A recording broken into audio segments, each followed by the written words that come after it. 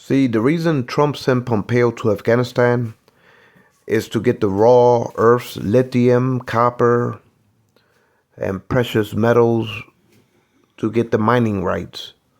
They had an idea, it was a minute idea of running pipelines through Afghanistan, but it's not feasible because of the terrain of the Afghan. Uh, in order to have oil, Russian oil and gas during Trump's first term, but it was not feasible, the pipelines or tapping into existing pipelines. But Trump wanted to get Exxon back into the Russian Arctic during his first term, but the investigation of Hillary Clinton's stolen email by the Russians to help Trump win his first term made it impossible for Trump to raise sanctions off of Russia and to get Exxon back into the Russian Arctic during his first term. But that's what he had intended to do before he got in trouble with the Congress for colluding with Russia for Hillary Clinton's stolen emails. So if it wasn't for that, if it wasn't for the scandal of the Russia collusion for stolen emails in order for him to win his first term in office, his plan was to get Exxon back into the Russian Arctic, raise sanctions, because Russia has sanctioned imposed upon it by President Obama for annexing Crimea. So Trump's agenda with Rex Tillerson, his state secretary, was to improve negotiations, relationships between America and Russia in order to lift sanctions that would allow Exxon to go on back into the Russian Arctic and have 50-50 venture deals of floating Arctic energies into Western Europe through Ukrainian pipelines. But since it didn't work out that way,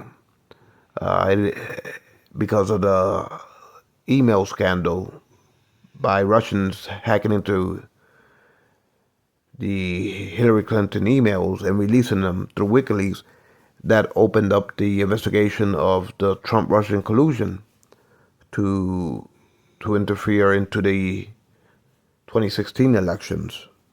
So that made it impossible during his first term to collude, if you will, with Russia for Arctic Exxon Energies. So Rex Tillerson made it seem like they were having a disagreement by calling Trump a moron. But in reality, Rex Tillerson was afraid of being implicated along with Exxon during the Trump first term to collude for insider trading to get Exxon back in the Russian Arctic. So that really, the Russian investigation with Robert Mueller made it impossible. Because of it, Jeff Sessions recused himself because he's seen the conflict of interest of Exxon with Trump and Rex Tillerson in the Russian Arctic. So Jeff Sessions recused himself. I actually called Jeff Sessions' office and left a voicemail in the Justice Department at the time when he was Attorney General of the Justice Department and told him to recuse himself for that fact. And shortly after I left that voicemail, he recused himself and stepped aside from the Russia collusion investigation. And Trump got pissed off. I also reached out to Ryan Priebus, and Trump must have found out about that email that I sent Ryan Priebus when Trump was making the transition and hired Ryan Priebus as the RNC chairman to become his chief of staff. Shortly after Trump won office, he fired Priebus, his chief of staff, and then he started vetting out the Justice Department in order to slow down the Robert Mueller investigations from having access, Robert Mueller from having access to the FBI investigating Russia, because he was afraid about the Trump Tower deal being unraveled. He was afraid of Exxon being implicated with Rex Tillerson and during Trump's first term in the Russian Arctic. He was afraid of colluding for business deals, especially the implications of Rex Tillerson and Trump abusing the Oval Office and to enrich themselves in the fossil fuel interests in Russia, Arctic energies, having 50-50 venture deals, supplying Russian Arctic energy, Exxon, into Western Europe through Ukrainian pipelines. Especially, remember when Trump, during the end of his term, first term, he sent Giuliani to blackmail Luzinski to hold up weapons supplies if Lazinski didn't turn over the stolen Hunter Biden laptop. See, that was disinformation by the Russians in order to soften up Ukraine for a second invasion after Trump lost his bid for 2020 for the second term of his presidency. So Giuliani was under the impression that Lazinski of Ukraine had Hunter Biden's laptop. But in reality, Hunter Biden's laptop was somewhere in a computer store, repair shop, I believe in New York or Delaware, somewhere, or I'm not exactly recalling at this moment where the computer store was located at, but it was somewhere in a city, either in New York, Baltimore, or I don't know, somewhere around there. So I had to, at this moment, I can't recollect exactly the location of the computer store. But the gentleman from the computer store, Hunter Biden never picked it up. He forgot to pick up the laptop that he left for repairs in the computer store. So the shop owner turned it over to the FBI. So that Trump thought that laptop, he thought that Lazinski had it. He thought that was what Lazinski had. So the Russians must have gave Trump false intel to think that Lazinski had it in order to stop the weapon supplies flow from Trump into Lazinski, into Ukraine. So I think the Russians had missed this information and fooled Trump into thinking that Lazinski had the laptop. They call it the laptop from hell. But in reality, Trump sent Giuliani over there to blackmail Lazinski for that laptop to stop military aid to Lazinski unless Lazinski turned over the laptop. Because Trump wanted to use and hack into the laptop to see if there was any dirt that he can use against Biden and Hunter Biden for the 2020 elections. So that's why he got impeached. And there was an investigation about that laptop, the stolen server, they call it. So as far as Trump with Afghan, during Trump's first term, he threw the Afghan coalition American government underneath the bus and propped up the Taliban. Now, the reason he did that is because Afghan has mineral lithium reserves. Afghan is like the Saudi Arabia of lithium. They have a lot of lithium reserves. They have copper, rare earths. So they got precious metals, lithium, and rare earths.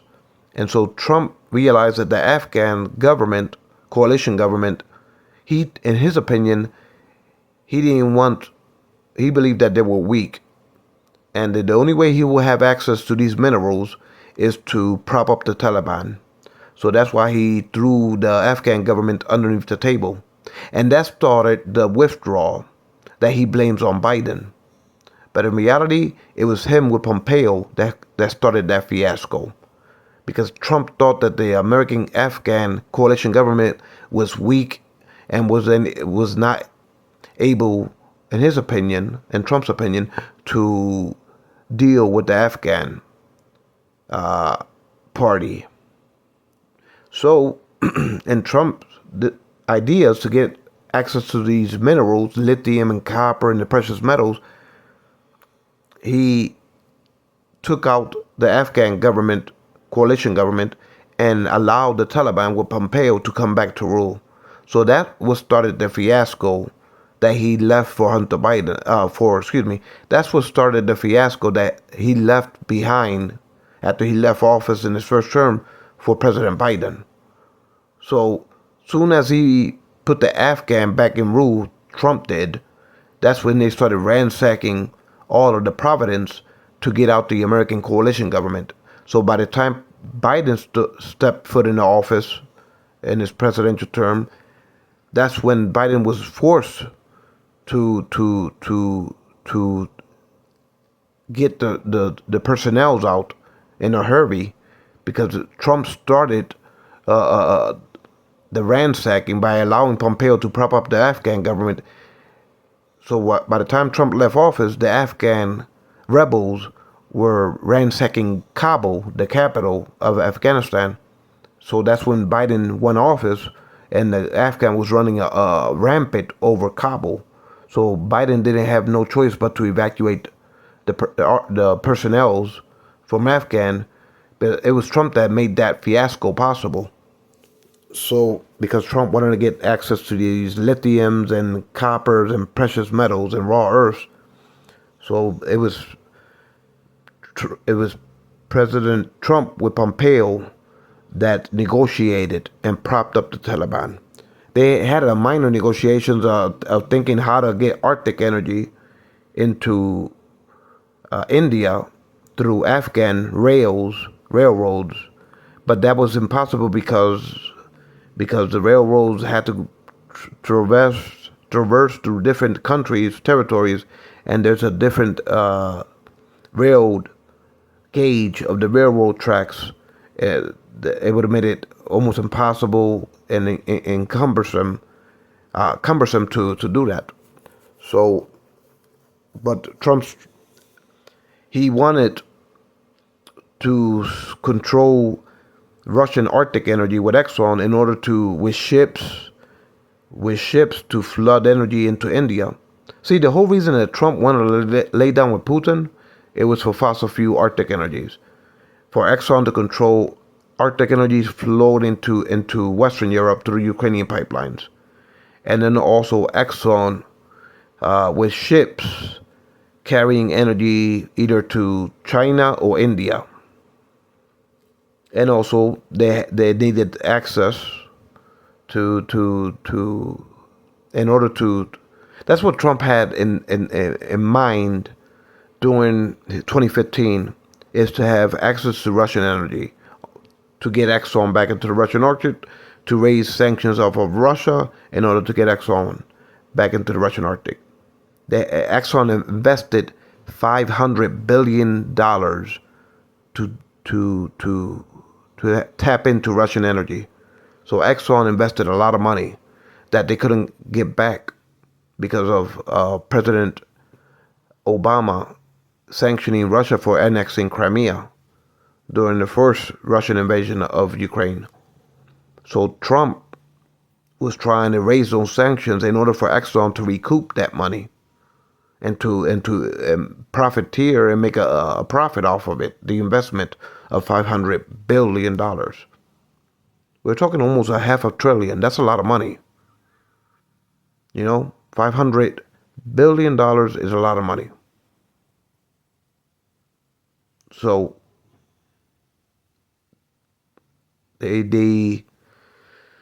Trump wanted to, give me a second. So Trump wanted these minimal, let me get back to what I was saying.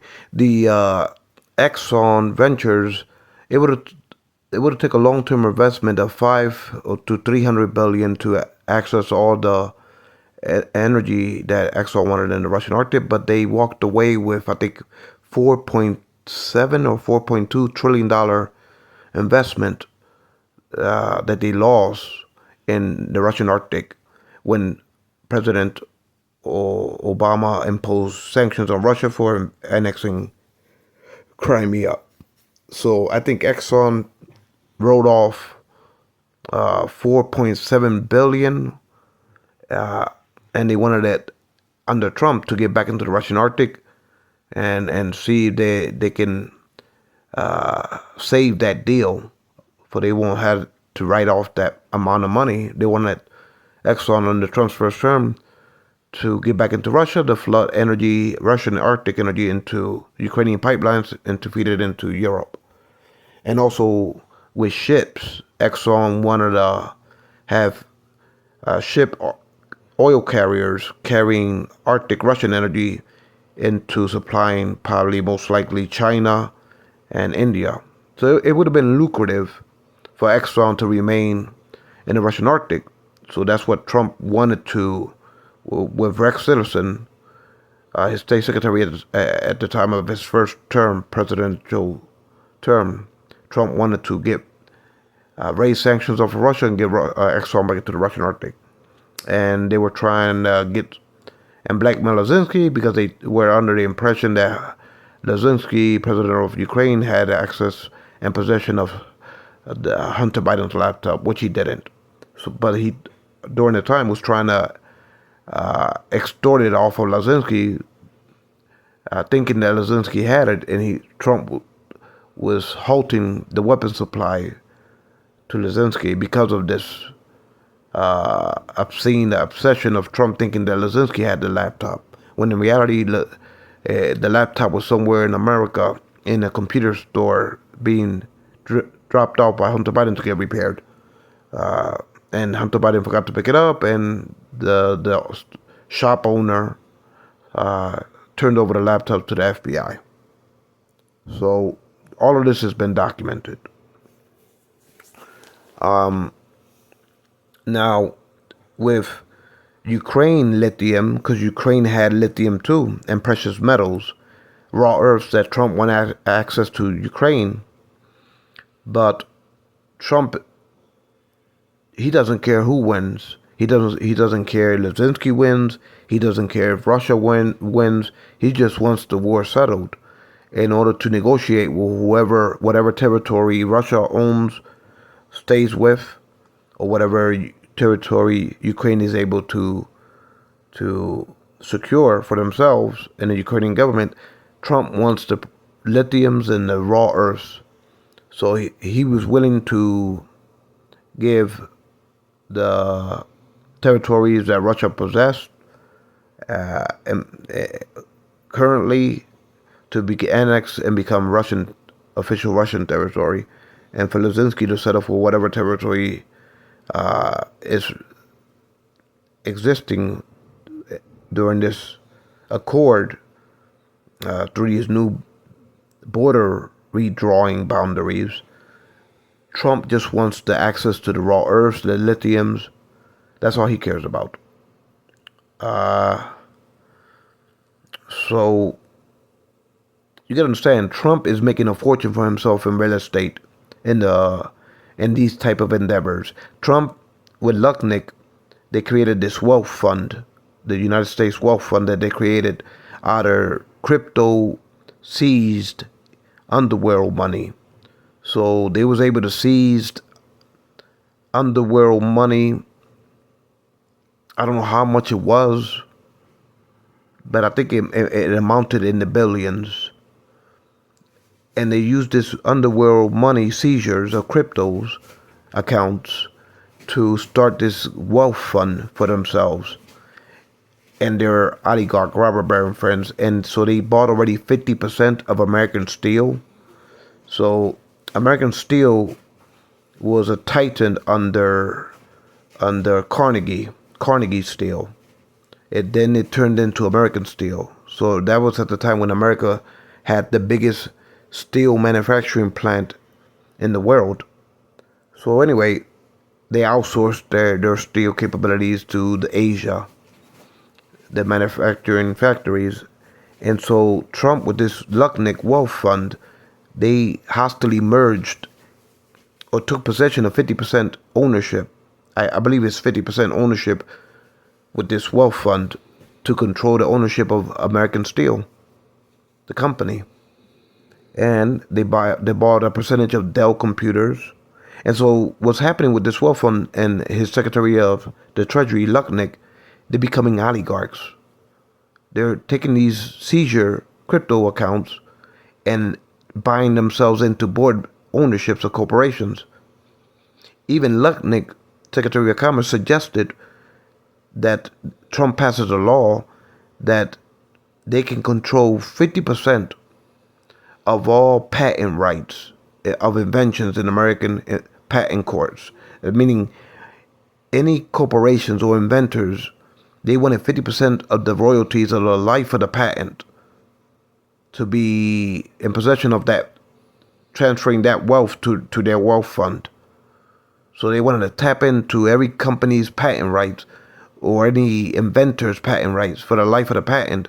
They wanted to be able to extort 50% ownership of royalty rights of money for this wealth fund. So behind this wealth fund, Trump, with his crypto companies, are rising up oligarchs. And so Trump wants access to minerals, lithium, steel, copper, oil, petrodollar crypto, pegging the crypto companies to the treasury to tap into petrodollars.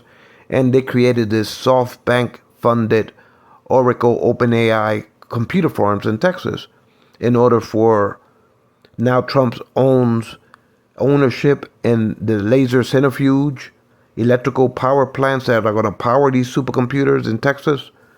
So this is all a scam in Trump to get rich and enrich his family off these deals that he's making while he's president of the United States.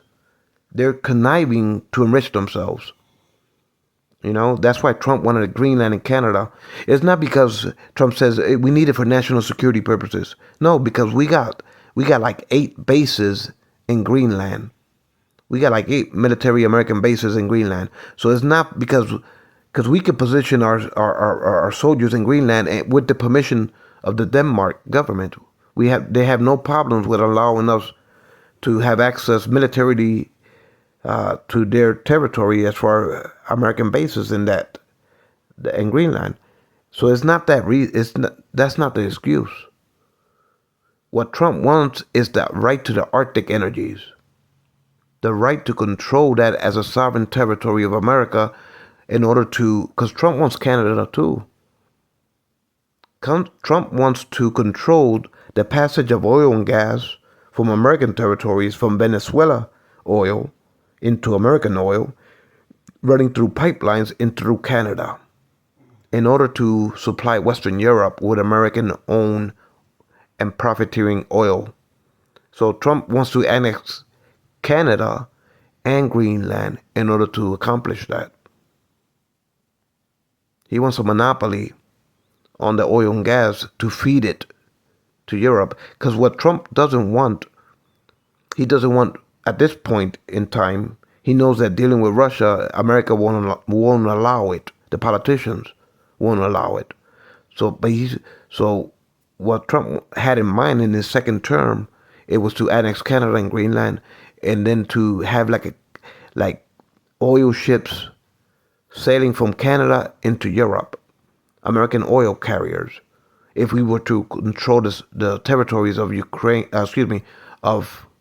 of Canada and Greenland, Trump wants to be able to supply Western Europe with American oil. That's why he made a false flag operation to overthrow Maduro, to get the oil from Venezuela, and he wanted to annex Canada and Greenland to control the passageways, to control the sovereignties of American oil feeding into Western Europe through the Arctic. So that's why he wanted to take Canada and Greenland.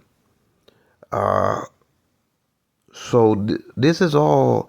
Trump is he instead of being a president, he's thinking like a businessman, an extortionist at that, a corrupt businessman. If you had to boil down Trump's state of being, his mentality, he doesn't think he sees himself as a strong arm president, but he's transactional. He's like a corrupt businessman. He's enriching himself with cryptos and his family, with this crypto farms that they have in Texas. He wanted Oracle and Stargate. He wanted Oracle and OpenAI through SoftBank to build these crypto farms, because he wanted to send his son over there, Eric Trump, to prop up Bitcoin, and then because they want to pump Bitcoin and then extort money or skim money through American Bitcoin. That's Eric Trump's company, and through American Bitcoin and World Liberty, they launder petrol deals, they launder lithium deals, all these deals that Trump are making. They want to launder money through these cryptos and launder it into Trump's real estate. And you got to understand, by them owning their computers, their supercomputers, their mining crypto computers, they can destroy hard drives. So that's a perfect way to launder money if you own the company, because the IRS will never be able to tell, because you can destroy the hard drives.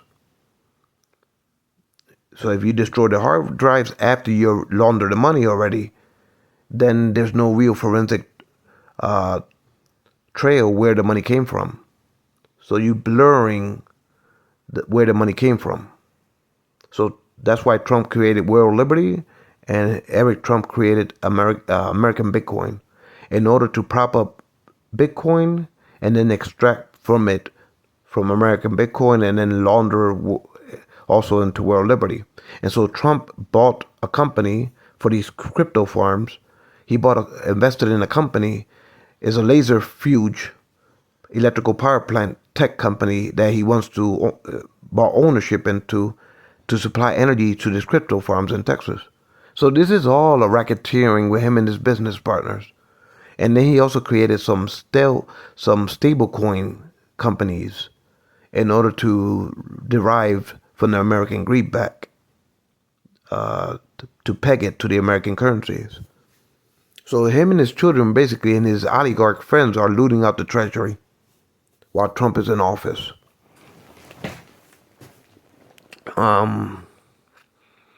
So, and also Trump, like I said, he did a false flag operation on Maduro to arrest him just to have access to Venezuelan oil and also any other things as far as raw earths that they can derive from the Venezuelan territory. So what Trump is his agenda, and they also have interests with the lithium triangle in South America. That's why they invested in Malay. They want to deal with Chile, the right-wing government, because America wants access to the lithium. They don't want to allow China to have access to it. So they're trying to block China from having access to lithiums, having access to trading with South American countries. But Trump and his oligarchs are behind these deals. You got to understand, these people are trying to pillage and plunder the world to enrich themselves as oligarchs under Trump's terms.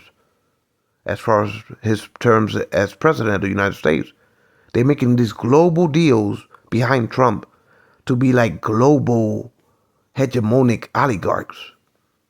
These lithium deals, oil deals, gas deals, copper, aluminums, AI.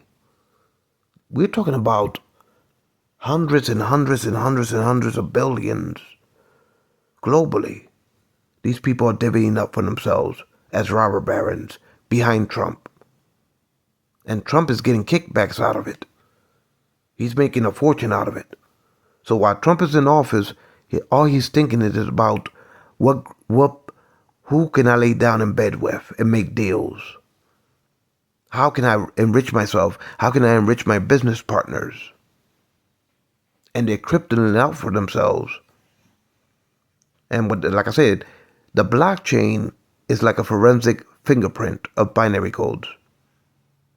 But if you control the company, like Eric Trump controls American Bitcoin and Trump World Liberty, if you control the companies of these crypto computers, you can destroy the hard drives. You can take out once you laundered crypto monies into your real estate, you erase or destroy the hard drives. So there's no memory after that of the blockchain transaction. And so when the IRS comes to audit y'all, they don't see it in the computer archives. So it's like you blacked out the forensic trail of it. It's a perfect way to launder money. And that's what Trump is doing with his children and the crypto companies that they own. And the scheme that they set up in Texas to enrich themselves to the petrodollars. And it's not only petrodollars. You got to think about lithium, copper, raw earths, oil, gas, steel. Trump is propping up himself as a global robber baron. On his behalf, on his own behalf, on Trump's own behalf, and his business oligarch partners. So remember when Yeltsin took over the Russian Federation after it collapsed and oligarchs came to rise around Boris Yeltsin? They were only doing that in domestic Russian territory, divvying up the aluminum, the steel, the oil, the gas. They were only the Russian oligarchs were only enriching themselves with the Russian territory when they took over these industries under Boris Yeltsin, the oligarchs, the Russian oligarchs. But Trump, since America is a world sole superpower, Trump is making these deals globally. Globally. And these people are divvying up the global markets behind Trump, his oligarchs. And they're using Trump in order to leverage these deals. And what Trump gets out of it is kickback money, is insider trading, is payouts under the table for him and his family.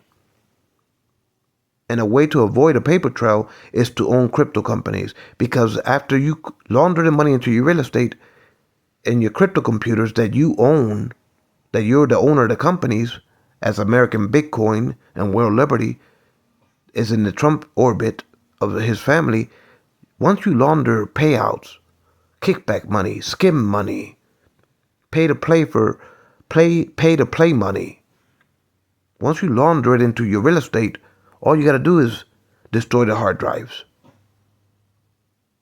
of these crypto computers, the mining computers. And then the IRS doesn't have no way of telling that you launder money through your crypto companies. And at the same time, I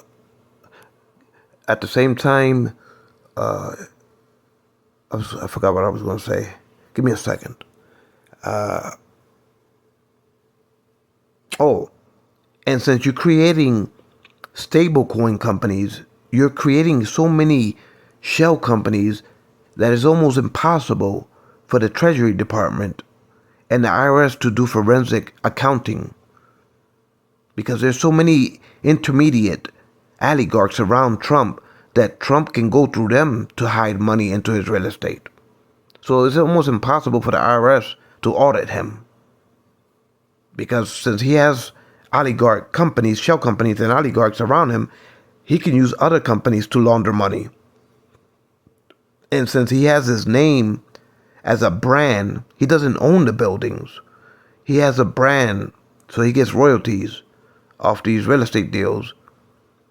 But he can just hide his money in tax haven black shadow banking accounts. So he can take from it incrementally and incrementally invest and expand his real estate holdings through shadow banking incrementally. And since he only expects to be audited, probably if he gets indicted again, probably once, he still will hide this money out in shadow banking accounts. And once the audit is over, he will still keep on drawing incremental monies that he done gained from the spoils of being president, that he hides out in these shadow banks. He would then keep on growing his real estate holdings long after he leaves the White House, after his second term.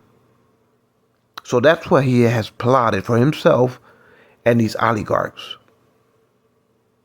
And not to mention, since these are corrupt corporation deals, he can leverage these companies to still keep on giving him royalties as payouts, to pay him underneath the table long after he leaves the White House, because he can blackmail them. He can blackmail these lithium companies. He can blackmail these steel companies, these oil companies, these gas companies. So he can still extort money out of them, even long after he's gone and left the White House.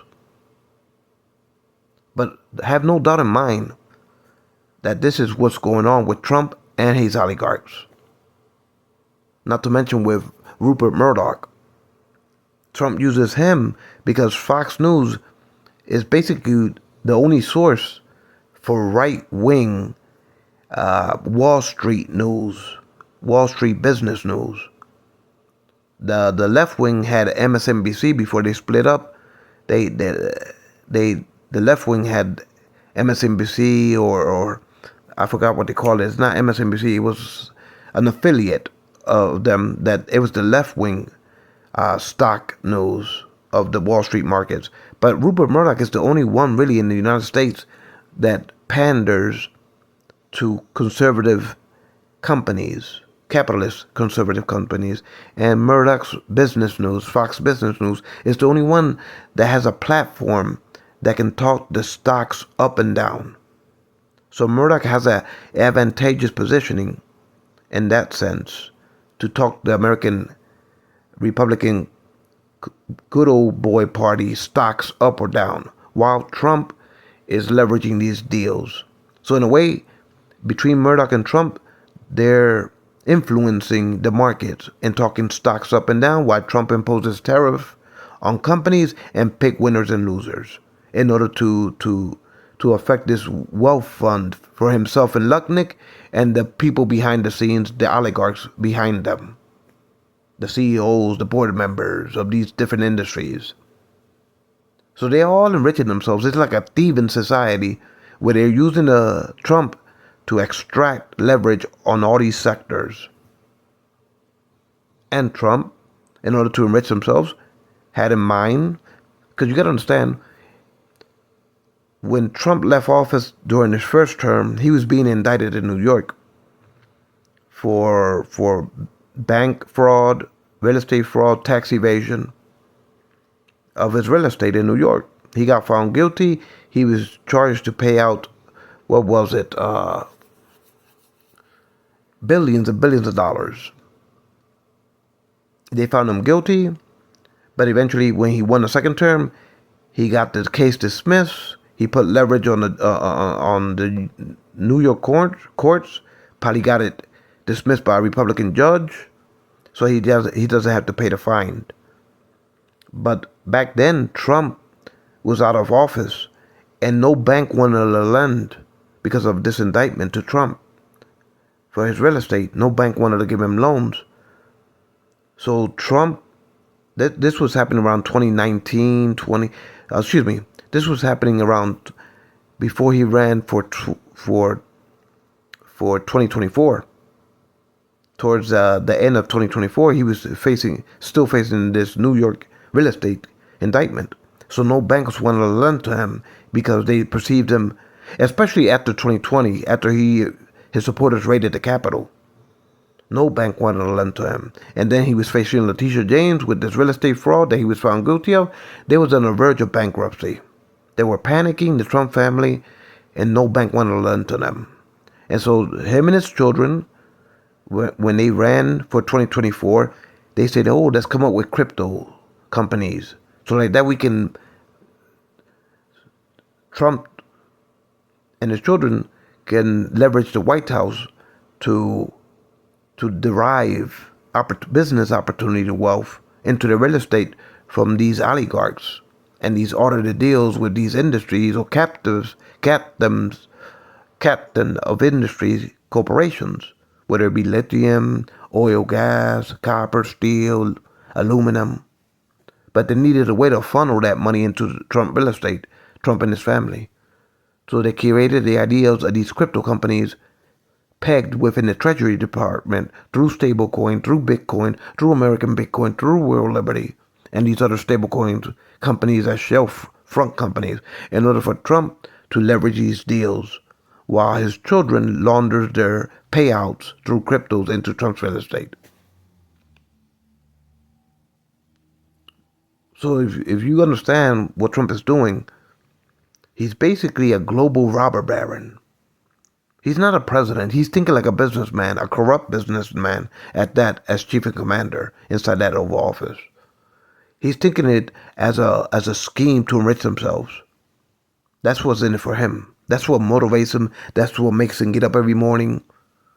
That's what motivates him and his family, is how to profiteer off the White House, how to leverage it to the fullest extent and to enrich themselves. And they wanted to steal the midterms for 2026 to stay, for he won't be a lame duck for the rest of the 3 years that he has remaining in the second term in office as president.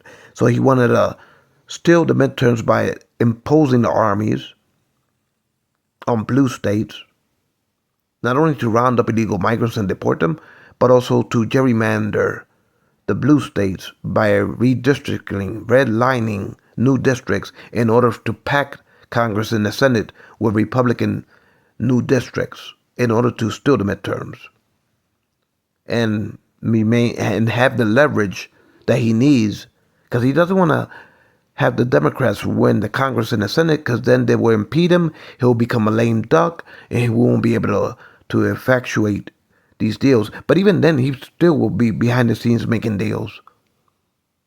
He will still be behind the scenes with corporations making deals. Even though he might be a lame duck being impeached and investigated, he's still behind the scenes. He will still be making deals in the remaining 3 years in order to leverage the markets. And they eventually, when he steps down, he will still be leveraging these partners. So that's how Trump is going about it. He also wanted to arrest Obama and Hillary Clinton, had them indicted, along with Comey and Letitia James and Schiff. When he ran to Mar-a-Lago in 2020, when the coup d'etat didn't work out, he ran scared to Mar-a-Lago with archives of his criminalities, records, classified papers. The Egyptian president paid him $10 million for Trump to pocket it, to sell Egypt weapons. So Trump, and I'm pretty sure, I don't know if Epstein was cooperating with the FBI and snitching on Trump, because I believe Epstein got murdered. And I just want to know, was he cooperating and telling things incriminative to the FBI about Trump? That happened in 2019 when he died. And Trump was running for 2020, trying to impose fake delegates in the swing states, trying to extort Brzezinski for the Stern Silver. So imagine if Epstein was cooperating and telling all he knew about Trump when they partied. Would it be motivation for Trump to have Epstein killed? I think so. Anyway, when the coup d'etat didn't work out, he ran to Mar-a-Lago with a bunch of classified papers. Most likely is all the evidence that he didn't want to leave behind. So he ran to Mar-a-Lago with it, and he had Cash Patel and Nunez try to obstruct the Robert Mueller report. They enriched themselves, David Nunez and Cash Patel, within the Trump business holdings of Truth Social, and Nunez is now running this laser centrifuge electric plants to power these crypto farm computers in Texas.